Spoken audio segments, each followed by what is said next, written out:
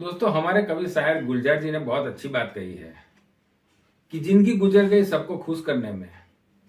जो खुश हुए वो अपने नहीं थे और जो अपने थे वो खुश नहीं हुए। नमस्कार दोस्तों, मैं कीर्ति सोनी आपका स्वागत करता हूँ।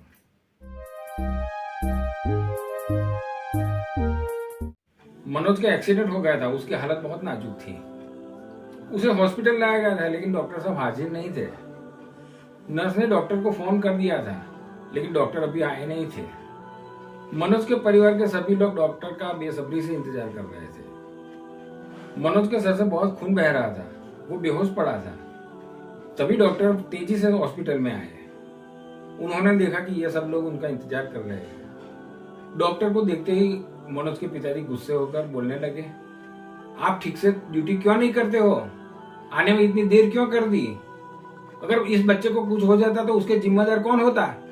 डॉक्टर विनम्रता से कहने लगे, आई एम सॉरी, मैं हॉस्पिटल में नहीं था। मुझे खबर मिलते ही मैं जितनी जल्दी हो सके मैं यहाँ आया हूँ। शहर के ट्रैफिक में मैं फंस गया था। कृपया आप शांत हो जाइए, मैं अभी ऑपरेशन की तैयारी करता हूँ। मनोज के पिताजी गुस्से से बोलने लगे, शांत हो जाइए?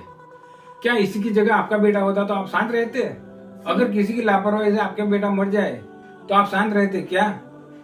फिर मनोज के पिताजी रो पड़े और रोते हुए डॉक्टर से कहने लगे, डॉक्टर साहब, ये हमारा इकलौता बेटा है, वही तो एक हमारा सहारा है।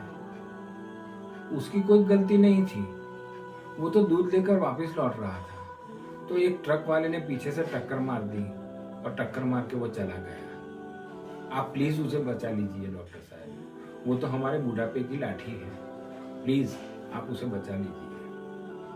तो डॉक्टर कहने लगे, देखिए आप रोना बंद कर दीजिए। भगवान ने चाहा तो सब ठीक हो जाएगा। आप भगवान से प्रार्थना करते रहिए, मैं इलाज शुरू करता हूँ। ये कहकर डॉक्टर साहब ऑपरेशन करने चले गए। बाहर मनोज के पिताजी अभी भी भड़ास निकाल रहे थे। वो बड़बड़ाते बोलने लगे, सलाह देना अच्छा है, ये तो जिन पर बीतती है उसे ही मालूम पड़ता है कि क्या गुजरती है। तकरीबन 1.5 घंटे बाद डॉक्टर साहब ऑपरेशन थिएटर से बाहर आए और मुस्कुराते हुए कहने लगे, भगवान का शुक्र है, अब आपका बेटा खतरे से बाहर है। जो सर पे चोट लगी थी वो बाहर की थी। ये सुनकर मनोज का परिवार राहत की सांस लेने लगा। मनोज के पिताजी डॉक्टर से पूछने लगे, डॉक्टर साहब, वो होश में आ गया? वो होश में कब आएगा? वो देखने बोलने कब लगेगा? लेकिन डॉक्टर साहब जितनी तेजी से आए थे उतनी तेजी से वो घर लौटने लगे। डॉक्टर साहब ये सारे सवाल नर्स को पूछने को कहकर चले गए। मनोज के पिता फिर से गुस्से हो गए और वो नर्स से कहने लगे, ये डॉक्टर इतना घमंडी क्यों है? इतनी भी क्या जल्दी थी? 2 मिनट हमारे साथ बात कर लेते, हमारे सवालों का जवाब दे देते। तब नर्स आंखों में आंसू लिए बोली, अंकल, आज सुबह ही डॉक्टर साहब के बेटे की भयानक एक्सीडेंट में मौत हो गई।